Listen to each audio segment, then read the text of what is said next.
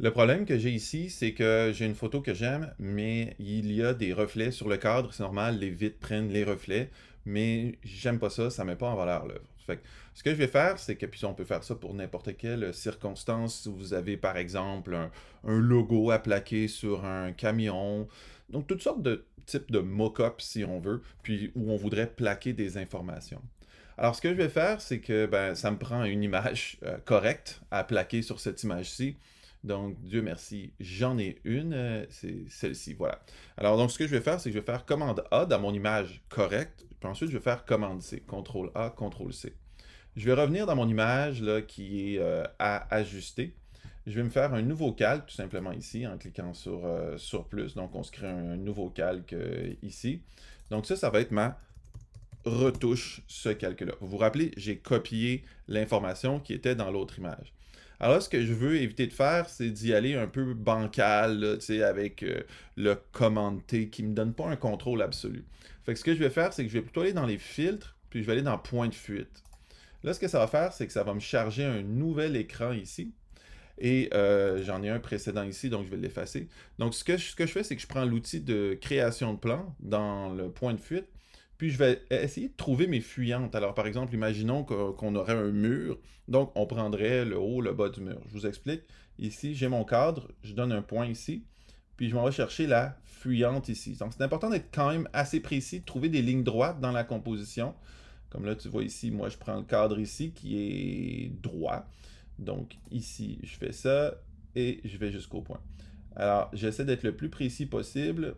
Je clique. Et là, qu'est-ce qu'on voit, c'est qu'il a été chercher toutes les fuyantes vers le même point de fuite. Alors, si on continuerait les lignes ici, là, on verrait que ça fuit vers une ligne d'horizon, puis un point de fuite qui se retrouverait là à peu près ici dans le bas.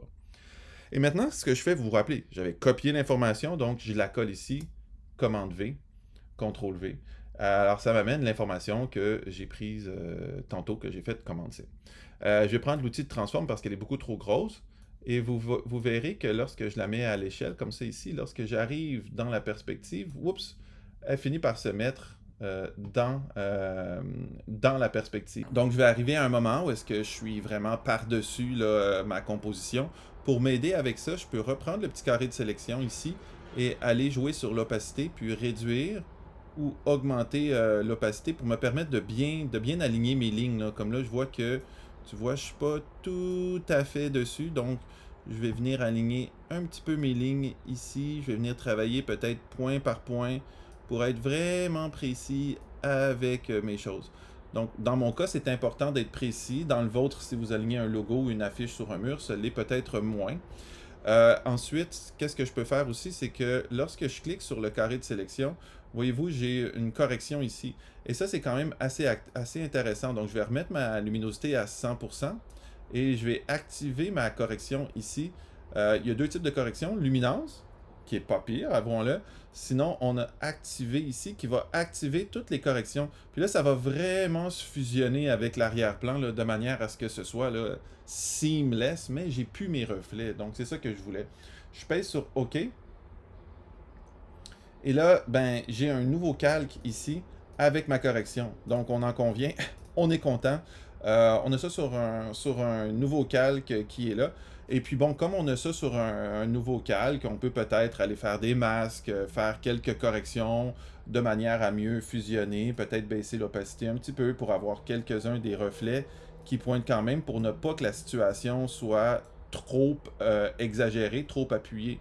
Mais c'est quand même une amélioration qui est nette, mais on sent que c'est quand même assez naturel si on regarde l'image dans son ensemble. On a vraiment l'impression que c'est la photo a été prise, là, la prise de vue a été prise en temps réel.